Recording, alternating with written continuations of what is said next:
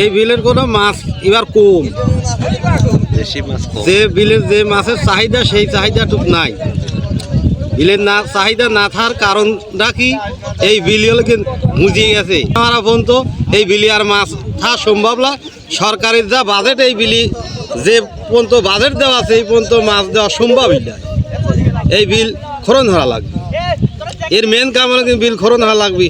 অনেক টাকা দিয়ে এই বিল সরকারের টেন্ডার লিস্ট দেওয়া হয়, কিন্তু ওই লিস্টের টাকাই বিল চত্রা লক্ষ্মীপুর ইউনিয়ন। এই বিলটা অনেক দীর্ঘ দিনের মানুষের একটা ইতিহাস। এই ইতিহাস থেকে আমরা বিচ্ছিন্ন হয়ে যাচ্ছি। এই কারণে আমাদের ডিসি অফিসের প্রতি অনুরোধ, এই বিল যেন খননের উদ্যোগ নেওয়া হয়।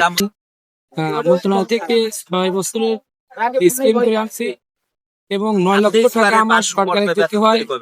সেই 9 লক্ষ টাকা খরচ করে 9,75,000 টাকা এবং 4 সমিতি মিলে আমরা এই বিলটা দখল করি।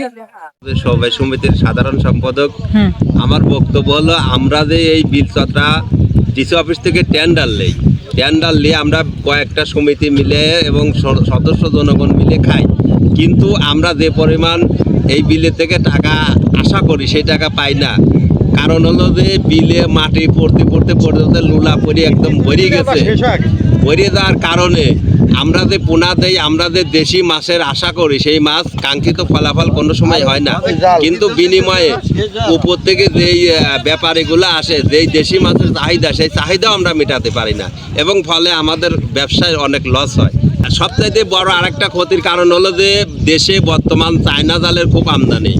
ওই আষাঢ় শ্রাবণ মাস থেকেই আমরা বিলে অভিযান চালায়ও শেষ করতে পারি না, সব সময় চায়না জালে এবং বিল একদম গিরি রাখে এবং ফলে চায়না মাছের যেসব দেশি জাতের মাছের পোনা, ডিম, ছাও, মা সব পরে, কাজেই বিলে মাছ শূন্য হয়ে যাচ্ছে আস্তে আস্তে দিন।